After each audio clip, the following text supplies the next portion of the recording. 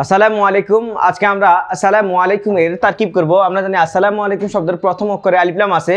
যদি কোনো বাক্যের প্রথমে আলিফ লাম থাকে তাহলে বুঝতে হবে এটা হচ্ছে এসএম। আর এসএম এর প্রথমে যদি আলিফ লাম থাকে তাহলে এটা হয় মুবতাদা। যেহেতু আমার প্রথমে এসএম এসেছে তাই এটা কি হয়েছে, মুবতাদা হয়েছে।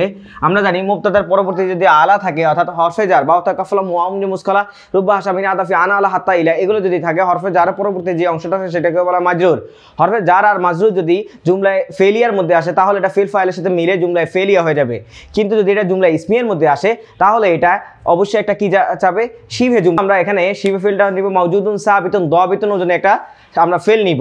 যেহেতু আলা হচ্ছে হরফে জার, হরফে জারের পরবর্তী কুম একটা শব্দ দেওয়া আছে, এটা হবে কি মাজরুর।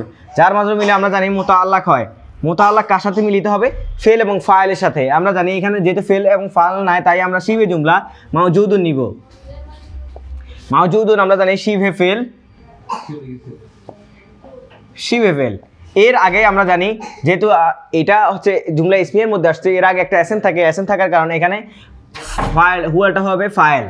এখন ফেল এবং ফাইল আর হচ্ছে শিবে ফেল, ফাইল এবং হচ্ছে মুতাআল্লাক মিলে হবে শিবে জুমলা। শিবে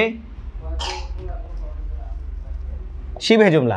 আমরা জানি মুবতাদা পরবর্তী যে অংশটা আসুক সেটা নাকের আসুক কিংবা মারফা আসুক অথবা মাউসুফ সিফাত কিংবা মুদাফ মুদাফ ইলাইহি আসুক অথবা জুমলা ইসমি আসুক কিংবা জুমলা ফেলি আসুক কিংবা শিবে জুমলা আসুক, তার পরবর্তী অংশটা অবশ্যই মুবতাদার পরবর্তী যেটা আসবে সেটা এই যে শিবে জুমলাটাই আমার খবর হয়ে যাবে। আর মুবতাদা খবর মিলে আমরা জানি জুমলায় ইসমিয়া হয়, কারণ এটা এসএম দিয়ে শুরু হয়েছে। যদি কোনো বাক্যটি ফেল দিয়ে শুরু হতো তাহলে হতো ফেলিয়া। যদি আমরা তামানি তারা যে উকুদ নিতে আট কসম তাজব এবং আফআল মাদি ওয়া জাম এবং আফআলুল মুকাররব দিয়ে যদি শুরু হতো তাহলে হতো জুমলায় ইনশাইয়া। ফেল দিয়ে শুরু হলে ফেলিয়া ইনশাইয়া, আর এসএম দিয়ে শুরু হলে জুমলায় ইসমিয়া ইনশাইয়া হতো।